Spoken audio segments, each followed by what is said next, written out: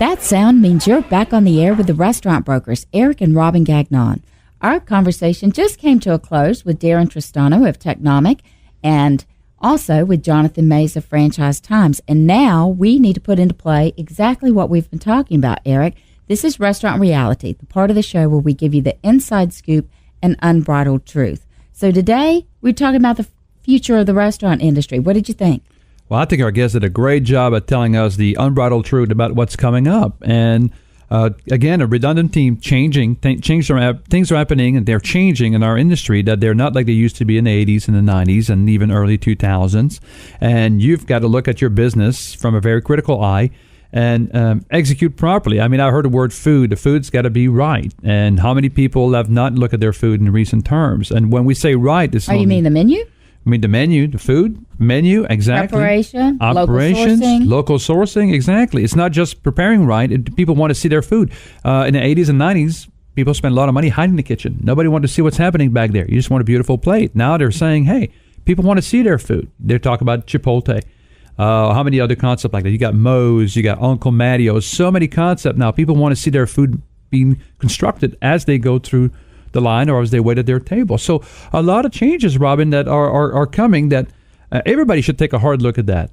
Well, and I think that one thing I heard that was very interesting is the reality is, big chains are spending lots of money and they're getting all this trend data and they have whole departments that are just looking at what's changing. But the reality is for those big firms to then address everything coming down the pipe and make that change is actually tougher than it is for the new guy out there on the street. He's got flexibility. He has got, he can make the decision tonight. I'm changing the way my kitchen looks, hire a contractor tomorrow, and in 2 weeks' time, roll it out with permitting.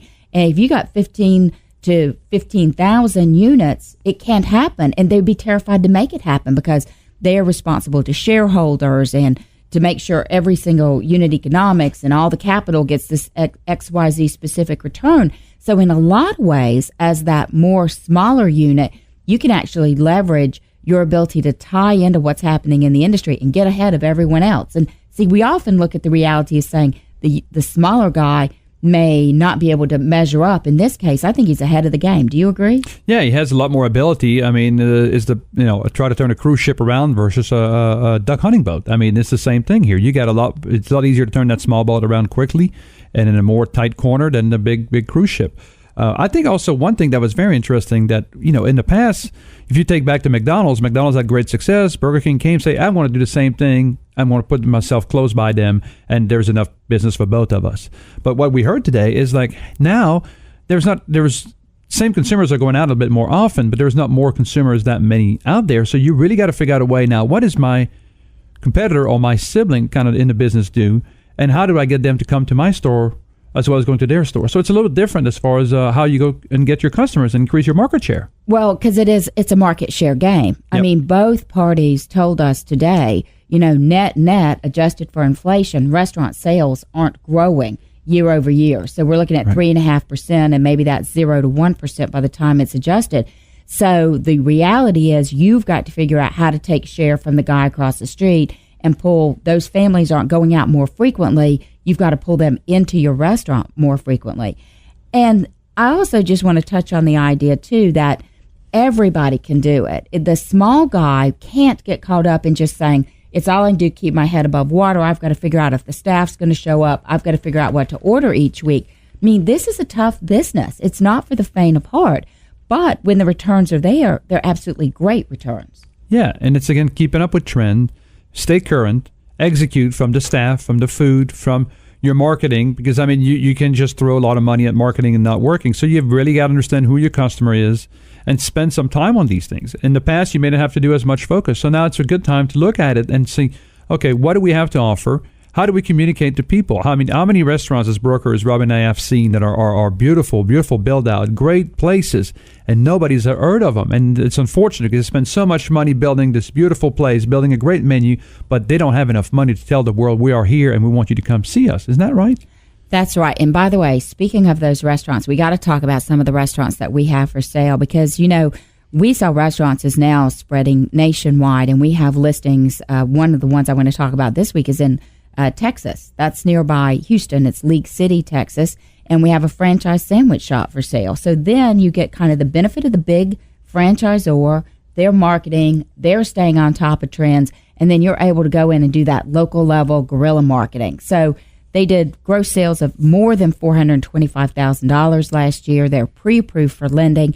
So if you've been on the fence about whether or not being an entrepreneur is for you, this is kind of the best of both worlds. You got the franchise to support you, but you're running your own business at the local level. So they can pick that up on our website, WeSellRestaurants.com, $225,000 sandwich shop franchise in Houston area of Texas. That's a good one. And we don't talk often about that. This is exciting because we talk a lot about pizza and sports bar and everything, but we do have some really specific ethnic restaurants. And this is a ethnic restaurant, kind of Middle East flavor to it. And it's in the Nashville metro area. But this is a very, very well-known business that has very, very good success and with all sorts of awards at the local level, at the national level. They have, full liquor license, full bar, full restaurant. Can be run. They already have very good staff in place, so there's not a lot of issues with that. So somebody can slide in very easily. Very, very profitable. Over six-figure income. Very easy. It's 7 days a week lunch, 6 nights a week for dinner. And again, you don't have to reinvent the wheel in this one. They seems like they figure out what we're talking about, and the future looks bright for them. And this business is for sale for you for $799,000. It's listing number 4266 at WeSellRestaurants.com if you want more information on that one. And so that restaurant is Indian cuisine. We also have a Thai restaurant for sale in Colorado. So we're really jumping all over the map this week. But Colorado Springs, Colorado, we have a wonderful Thai restaurant.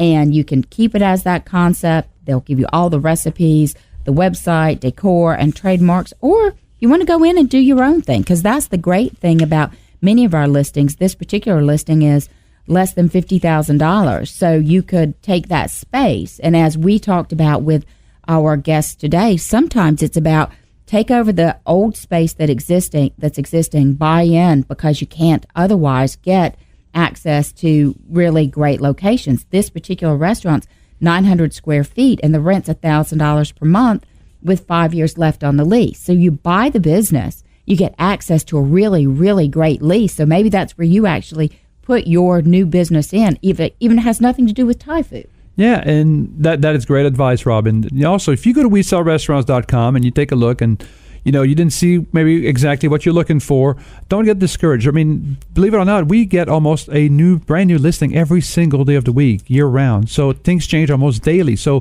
feel free to come back. Sign up for the email. Let us notify you when something comes to it.